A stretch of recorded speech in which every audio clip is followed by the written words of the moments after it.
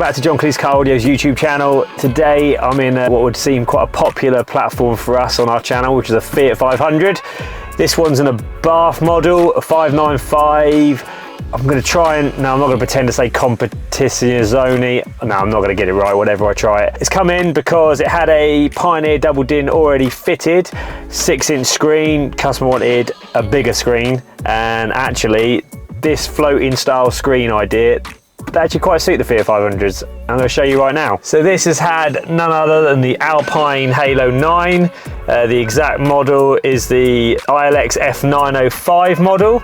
Let's turn the ignition on so you can see it booted up. Now from my height position, you can see it actually suits the dash quite nicely. It doesn't look too big. And yeah, we've put the startup logo on it as well to match the exact car, so which looks really nice. Yeah, I think it looks alright. It doesn't look too big, because from my eye position, which is right here, I can still see the windscreen. I've got no blind spots. Because it's got the double din fascia, you actually still get air vents blowing through this direction, and you also get that one for the passenger. Whereas if you just did a single din install, you know, the dash you probably already have where you've got the stereo below and the air vents above, then obviously your air vents are going to be defunct afterwards. They're going to blow straight into the back of the screen, which you don't want. Okay, so this has got, to start from the top, you've got 9-inch screen, which is obviously touchscreen. You've got a HD screen as well. We have Apple CarPlay wirelessly. We've got Android Auto wired.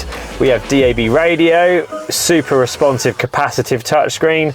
You've got HDMI in as well, so if you, for example, wanted to, you know, plug an Amazon Fire Stick or Now TV device or even an Apple TV, you could actually plug that in, maybe inside like the center console, which you would have down here, or the glove box, and you can view it on the screen.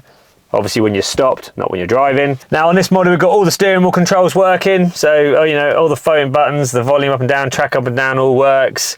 So it's quite a seamless install.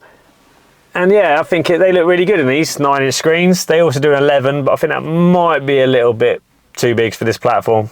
But that's about it for today on this Fiat 500. Any questions, drop a comment or send us an email on info@johncleese.com. There's also a handy WhatsApp phone number on our website. You can contact us like that as well. Otherwise, yeah, don't forget to hopefully like and subscribe to our channel.